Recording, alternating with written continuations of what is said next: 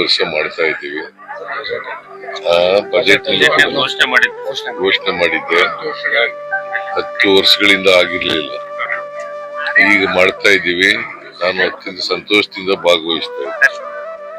ನೀವು ಹಿಂದೆ ಇದು ಮತ್ತೆ ಕ್ಷೇತ್ರದ ಶಾಸಕರಾಗಿದ್ರಿ, ಕೆಲವೊಂದು ಡೆವಲಪ್ಮೆಂಟ್ ಮಾಡಿದ್ರಿ, ಇನ್ನೂ ಕೆಲವೊಂದು ಪೂರ ಆಗಿಲ್ಲ, ಆಗ್ತಾ ಇದೆ. ಸ್ವಲ್ಪ ಆದಷ್ಟು ನೀವು ಇದ್ದಾಗ ಪೂರ ನೋಡಪ್ಪ, ಈಗ ಅದಕ್ಕೆ ನೀರಾವರಿ ಯೋಜನೆ ಎಲ್ಲ ಮಾಡ್ತೀವಿ. ನಾನು ಶಾಸಕರಾಗಿದ್ದಾಗ ಅನೇಕ ಅಭಿವೃದ್ಧಿ ಕೆಲಸಗಳನ್ನು ಮಾಡಿದ್ದೆ. ಅದನ್ನು ಮುಂದುವರಿಸತಕ್ಕಂಥ ಕೆಲಸವನ್ನ ರಾಜು ಮಾಡ್ತಾ ಇದ್ದಾರೆ.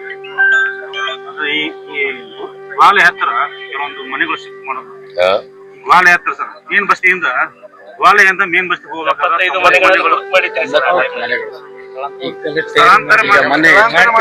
ಮೇನದ ಬಸ್ತಿಗೆ ಹೋಗುವಂತಹ ರಸ್ತೆ ಏನಿದೆ ಸರ್, 75 ಮನೆಗಳನ್ನ ಸ್ಥಳಾಂತರ ಮಾಡಬೇಕು ಅನ್ನೋ ಬೇಡಿಕೆ ಬಹಳ ವರ್ಷದಿದೆ. ತಾವು ಕೂಡ ಅದ ಬೇಡಿಕೆ ಮನೆಗಳನ್ನ ಶಿಫ್ಟ್ ಮಾಡಬೇಕು.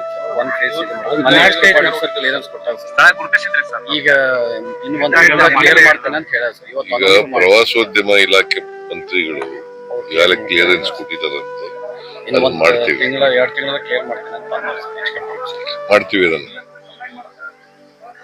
ಆಮೇಲೆ ನಮ್ಮ ಅವಧಿ ಒಳಗಣ ಆಗ್ತದ ಅನ್ನೋ ನಂಬಿಕೆ ಈ ಭಾಗದ ಜನರಿಗೆ ಬಹಳ ಸುಮಾರು 20 ವರ್ಷಗಳಿಂದ ಕಾಯ್ತಾ ಇದ್ದಾರೆ. ನಾನೇ ಚೀಫ್ ಮಿನಿಸ್ಟರ್ ನಮ್ಮ ಅವಧಿನಲ್ಲಿ ಆಗಿದೆ.